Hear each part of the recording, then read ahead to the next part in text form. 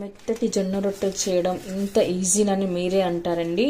మరి నేను ఇందులోకి ఏమేమి వేసాను, ఎలా చేశానని టిప్తో సహా చూపిస్తాను. మీరు ఈ వీడియో మొత్తం ఎక్కడ స్కిప్ చేయకుండా చివరి వరకు అయితే చూడండి. చాలా మెత్తగా, సాఫ్ట్గా, మృదువుగా చాలా బాగుంటాయి ఈ రొట్టెలు. హలో అండి, వెల్కమ్ టు మ్యాండిస్ మన్పా కిచెన్. ఇవాళ మీకు చాలా సింపుల్గా ఈజీగా జొన్న రొట్టె ఎలా చేసుకోవాలో చూపించబోతున్నాను. ఇక్కడ నేను 1 కప్ వరకు జొన్న పిండి తీసుకున్నాను. అలాగే 1 కప్పుకు కొద్దిగా తక్కువ వాటర్ అయితే తీసుకున్నాను. మనం పిండి తడిపేటప్పుడు ఈ వాటర్ కొంచెం కొద్దిగా తక్కువ వేసుకోవాలండి. 1 కప్పు పిండికి వాటర్ కొద్దిగా తక్కువ వేసుకోవాలా.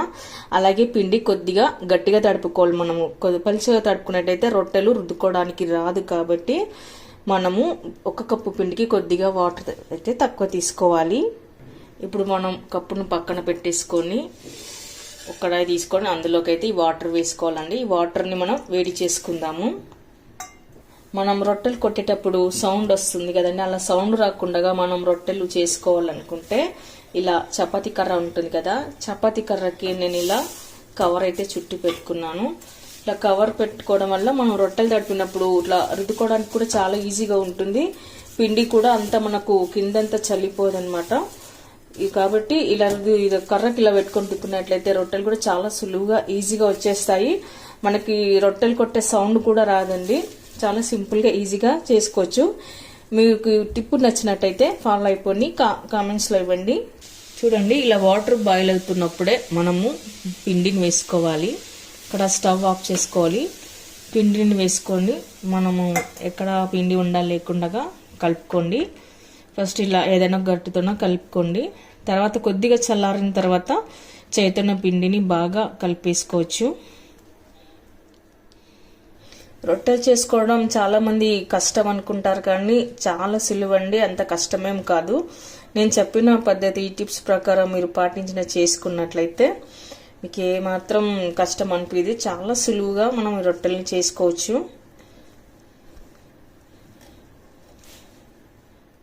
ఇలా మనం రొట్టెలు రుద్దుకుంటున్నాం కాబట్టి మీకు వాటర్ ఏమైనా ఎక్కువ అనిపిస్తే పొడి పిండి వేసుకొని కలుపుకోండి. లేదా వాటర్ తక్కువైనా పర్వాలేదు, కొద్దిగా చల్లుకొని కూడా మనం పిండిని తడుపుకోవచ్చు. ఇలాంతా పెట్టుకున్న తర్వాత కొద్దిగా కోల్డ్ వాటర్ అంటించుకొని పిండిని కలుపుకుందాము. మనం ఇక్కడ తీసుకున్న వాటరే కరెక్ట్గా అవుతుంది. కాబట్టి పిండి తట్టుకునేటప్పుడు జస్ట్ లైట్గా ఇలా మామూలు చల్ల వాటర్ని చిమ్కరించుకొని కలుపుకోవాలి. పిండిని బాగా మెత్తగా అంటే మనకు పిండి అంతా కలిసిపోయేలాగా చపాతీలాగా కలుపుకొని పెట్టుకోవాలి. ఎక్కడ ఉండలేకుండా కలుపుకోండి. అప్పుడు మీకు రొట్టెలు రుద్దుకోవడానికి సులువు అవుతుంది. మనం జొన్నపిండిని తడిపేటప్పుడు ఇలా మనం ఇట్లా చేసుకుంటే అంత స్మూత్గా రొట్టెలు వస్తాయండి. బాగా ఒత్తుకోవాలన్నమాట. జిగి బాగా కవర్ అయిపోతుంది జొన్నపిండికి. మనం రొట్టెలు చేసుకోవడం కూడా చాలా సులువు అవుతుంది. మొత్తం పిండి అంతా బాగా జిగి వచ్చే వరకు మొత్తం ఇలా చేతితో అంటూనే ఉండాలండి.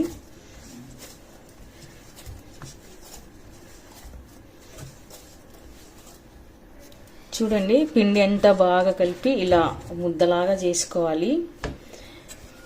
రొట్టె రాని వాళ్ళు మీరు కూడా ఒకసారి ఇలా ట్రై చేసి కామెంట్స్లో పెట్టండి మీకు ఎలా వచ్చిందో.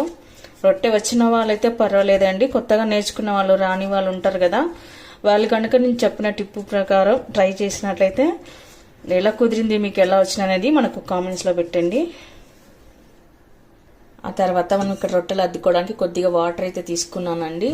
ఇప్పుడు రొట్టెలు అద్దడానికి మనకు ఒక క్లాత్ కావాలి కాబట్టి ఇలా నేను ఒక కాటన్ క్లాత్ అయితే తీసుకున్నాను. క్లాత్ చిన్నగా ఉండేట్లాగా చూసుకోండి. పెద్దగా ఉండే రొట్టెల పైన మనకు రుద్దుకోవడానికి రాదు కాబట్టి చిన్న సైజు ఉన్న క్లాత్ని అయితే తీసుకోండి. కాటన్ అయితే బాగుంటుంది. ఆ తర్వాత మనం ఇప్పుడు రొట్టెలు చేసుకోవడానికి కొద్దిగా అయితే పిండి ముద్దను తీసుకుందాము. మీకు ఎంత సైజు కావాలో అంత సైజు తీసుకోండి. ఫస్ట్ కొద్దిగా తీసుకొని ట్రై చేయండి. తర్వాత రొట్టెలు బాగా వచ్చినప్పుడు కొంచెం పెద్ద సైజు కూడా పిండి ముద్ద తీసుకోవచ్చు. ఇలా తీసుకున్న తర్వాత ఒకసారి ఇలా అంతా రుద్దుకోవాలండి. ఇలా రుద్దుకొని పెట్టుకున్న తర్వాత మనం ఇక్కడ జొన్న పిండి, పొడి పిండి తీసుకోవాలి. పొడి పిండిని మనం ఇక్కడ కొద్దిగా పీట పైన చల్లుకొని రుద్దుకోవాలండి. అసలు ఇలా రొట్టెలు మనం రుద్దుకొని చేసేటప్పుడు చూడండి, పిండి సైడ్లకంతా ఏమీ చదిపోదు, మనకు అంత ఎక్కువ పని కూడా పట్టారండి. ఇలా అంతా మనం రుద్దుకున్నట్లయితే పిండి ఏమి సైడ్లకు చదిపోదు అనమాట, పడిపోదు. ఇప్పుడు ఇలానే రొట్టె కూడా అంచుల్లో పోండి ఎంత రుద్దుకుని పోతే మనకు త్వరగా పెద్దగా అవుతుంది రొట్టె కూడా.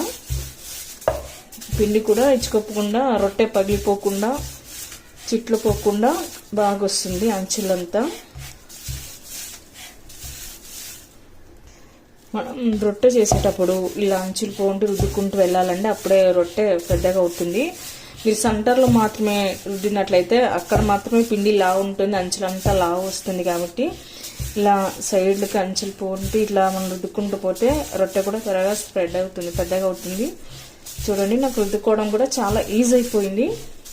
ఒక 10 to 15 minutesలోనే మనం 4-5 రొట్టెలు చేసేసుకోవచ్చు ఇలా ఫాస్ట్గా. ఇలా అంతా రుద్దుకున్న రొట్టెని మనం ఇప్పుడు బెల్లం పైన వేడక రొట్టెను వేసుకోవాలి. ఇప్పుడు రొట్టె పైన కొద్దిగా వాటర్ వేసుకొని అప్లై చేసుకోవాలి.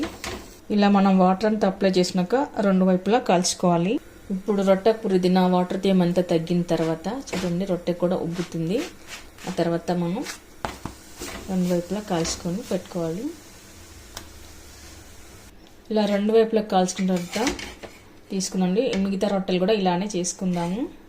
అండి, చూసారుగా జొన్న రొట్టెలు చేయడం ఇంత ఈజీనని మీరే అంటారు. సాఫ్ట్గా, నురుగా, మెత్తగా అయితే చాలా బాగా వచ్చాయి. మరి మీరు కూడా ఒకసారి ట్రై చేయండి. మీకు ఎలా కుదిరిందో కామెంట్స్లో పెట్టండి, లైక్ చేయండి, షేర్ చేయండి. తప్పకుండా మన ఛానల్ని సబ్స్క్రైబ్ చేయండి. Thank you for watching.